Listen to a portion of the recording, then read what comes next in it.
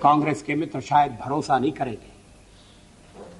South block में नेहरू जी का एक चित्र लगा रहता था। मैं आते जाते देखता था। नेहरू जी के साथ सदन में नोक झोंक भी हुआ करती थी। मैं नया था, पीछे बैठता था। कभी कभी तो बोलने के लिए मुझे वॉकआउट करना पड़ता था। लेकिन धीरे धीरे मैंने जगह बनाई, मैं आगे बढ़ा। और जब मैं विदेश मंत्री बन गया तो एक दिन मैंने देखा कि गलियारे में टंगा हुआ नेहरू जी का फोटो गायब है। मैंने कहा, ये चित्र कहां गया? कोई उत्तर नहीं दिया। वो चित्र वहां फिर से लगा दिया गया।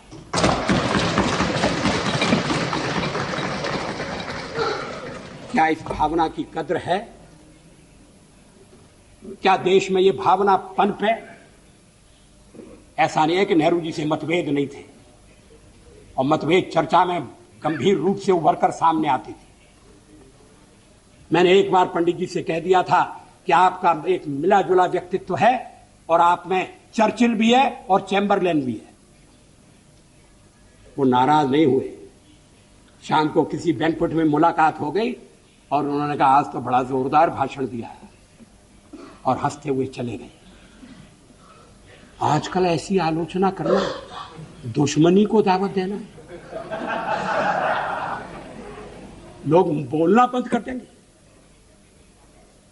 क्या एक राष्ट्र के नाते हम मिलकर काम नहीं कर सकते? क्या एक राष्ट्र के नाते हम सब आने वाले संकटों का सामना नहीं कर सकते? एक शताब्दी खत्म हो रही है, दूसरी शताब्दी दरवाजे पर खड़ी है। अगर हमें छोड़कर आप कोई नया प्रयोग करना चाहते हैं, मुझे कोई आपत्ति नहीं होगी। लेकिन हम जो प्रयोग कर रहे हैं, उस प्रयोग को आप सफल होने दें, ये मैं आपसे अनुरोध जरूर करना चाहता हूं। जब जेनेवा में मानवाधिकारों के सम्मेलन में कश्मीर के सवाल को हमारे पड़ोसी ने उठाने का फैसला किया,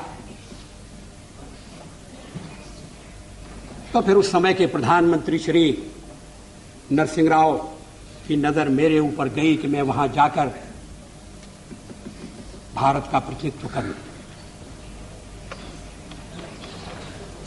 हमारे पड़ोसी देश के लोगों को बड़ा आश्चर्य हुआ, वहां के नेताओं को बड़ा ताज्जुब हुआ। किसी नेता ने कहा भी कि भारत का लोकतंत्र विचित्र लोकतंत्र है कि प्रतिपक्ष का नेता अपनी सरकार के पक्ष को रखने के लिए जेनेवा जाता है, और एक हमारा प्रतिपक्ष का नेता जो देश के भीतर ही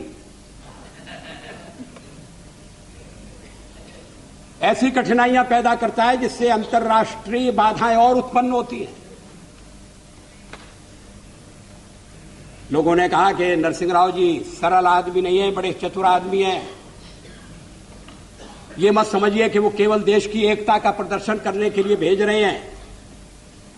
कहीं कहीं उनके मन में यह भी हो सकता है कि अगर जेनेवा में बात नहीं बनी और खिलाफ प्रस्ताव पास हो गया, तो दोष में हिस्सा बटाने के लिए वाजपेयी भी बलि का बकरा बनाया जा सकता है। मैंने इस पर विश्वास नहीं किया।